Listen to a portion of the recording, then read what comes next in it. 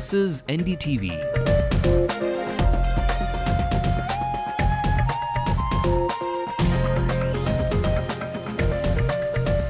And you're watching NDTV Hindu.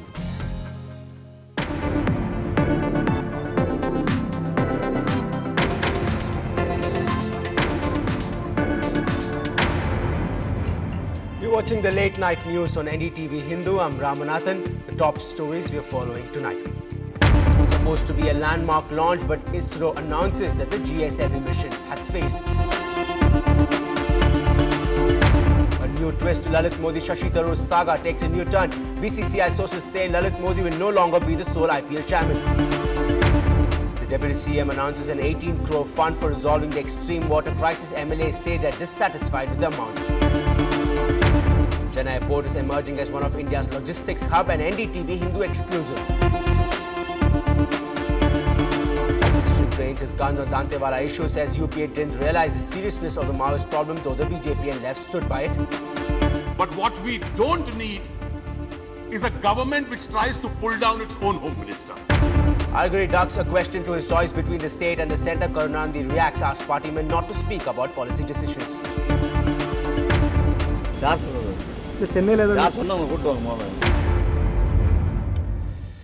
A rocket powered by India's own cryogenic engine failed minutes after it was launched into space. The head of the Indian Space Research Organization, K. Radhakrishnan, said that the GSLV rocket spun out of control. The rocket carrying a communication satellite deviated from its path. It then lost altitude and splashed into the sea. Radhakrishnan said the next attempt using the cryogenic engine will be made next year. The cost of the mission was 330 crore rupees, and Indian scientists have been working on the cryogenic engine for the past 15 years after Russia refused to share the technology under the American pressure. Scientists say cryogenic engines are a difficult technology to master, and even countries like the US and Japan failed in their maiden attempt. So GSLV D3 thundering through the clouds.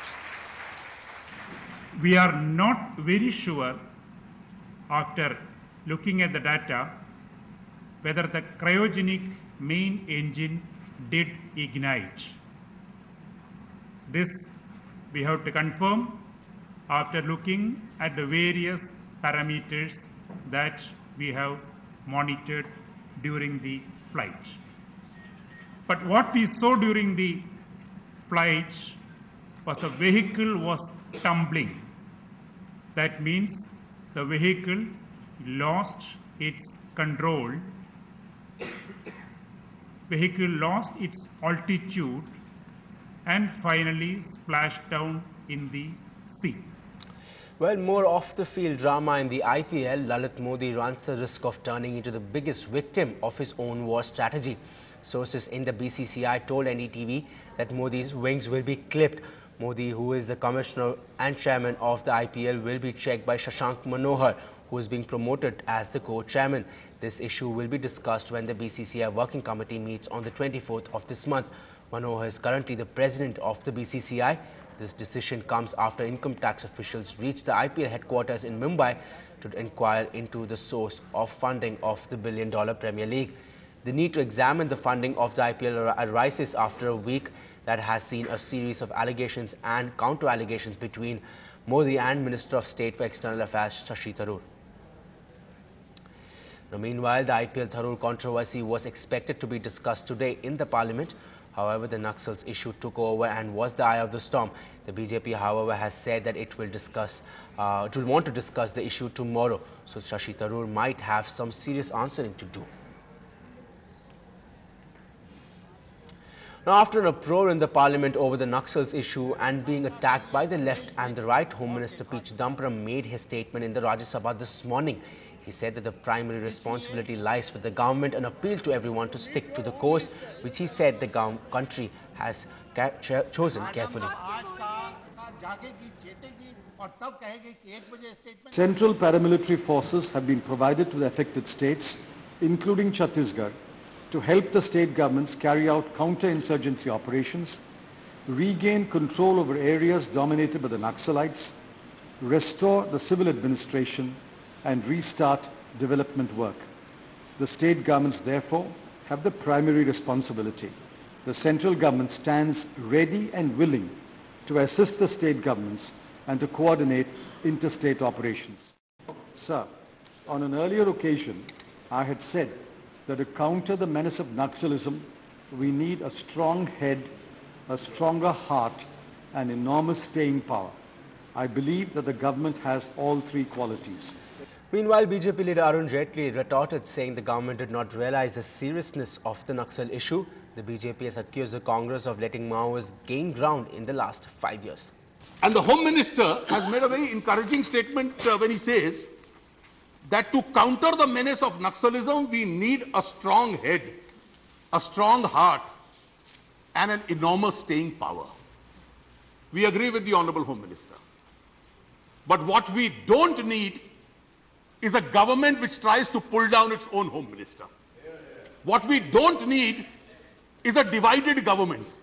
What we don't need is half a Maoist in the treasury benches who try and pull down the government by saying that the fight against Maoism must be diluted, and that is what seems to be going on in the last few years. My first point, Madam Speaker, is this, that unless there is unity of purpose in the government, unless there is determination for resolute action, unless there is complete identity of purpose, we will not win this war. We will not win this war. And Dantewada will not be an isolated incident. In fact, it is not. Moving on, the Chennai port has handled about 61 million tons of cargo in the last fiscal year. This is an all-time high. Strategically placed, the port is one of the most important ports in the country. In an exclusive interview, the chairman of Chennai Port Trust, Captain Subhash Kumar, told us how Chennai Port is emerging as one of India's major logistics hub. Chennai is home to India's second largest seaport. Way back in 1969, it became the first Indian port to handle containers. Our performance parameters are of world standard. Especially container, we are above, the efficiency is above the world standard. World standard is something like about 26 moves per hour of a box container, whereas ours is above 30. Some of the ships we have achieved even 100 moves per hour. The port has achieved 21% growth in handling containers in the last 5 years. A part of the cargo that moved through Jawaharlal Nehru Port in Mumbai has now come to Chennai as it saves fuel and time. If the ship originates from JNPT or on the west coast of India, rounds India and Sri Lanka and then goes to west coast USA, they will be doing about 6 days extra sailings. Though Chennai Port has just 274 hectares of land area, when compared to Kandla Port, which has 9,000 hectares of land area, it is fast emerging as a major center of maritime activity with the proposed mega container terminal. And now we are going for a mega container terminal in Chennai, which will be a transshipment terminal. This is the biggest terminal ever built in the entire India, of course, and in this in the neighborhood. The Ennore Expressway and the proposed elevated corridor to Madurai would help move the cargo faster and make Chennai the topmost port in India. With Peer Mohammed, J. Santosh for NDTV Hindu. Well, for more on that, we were earlier joined by Captain Vijay Pushpakumar, the director of the Indian Institute of Logistics here in Chennai. Not only is it more business at the port now, but also a human resource opportunity. Yeah, it's very simple. Chennai port has a legacy of 125 years. This port has a century of foundation behind it. And on the east coast, you are connected with many ports and many countries, especially Singapore is connecting you. And we have GDP growing at 9%, and the logistics industry itself is close to $150 billion industry. And Chennai is one of the top ports. Exactly. Actually, for logistics till now in the country, we never had any vocational training center or a college for logistics. And we at Indian Institute of Logistics have taken this initiative, and we are training human resource required for all segments of logistics industry. Basically, logistics industry has more than a dozen segments like stevedoring, liner agency, port agency, shipbroking, ship chartering, port operations, freight forwarding, and many customs clearance and many other activities like that. And in fact, with the Indian Maritime University coming into Chennai and Indian Institute of Logistics, all these institutions, we are all looking at creating quality human resource, because it is said by world statistics, if we can save 1% of the cost of the logistics by better human resource, we save 22,000 crores. Absolutely, yeah, because when we talk about this logistics and growth of Chennai port, express highway and connecting Madurai and other things with Chennai port, when we talk about this logistics, we are talking about multimodal logistics for the international trade. Any cargo coming by ocean trade needs to be connected with railway connection and road connection and other modes of transportation.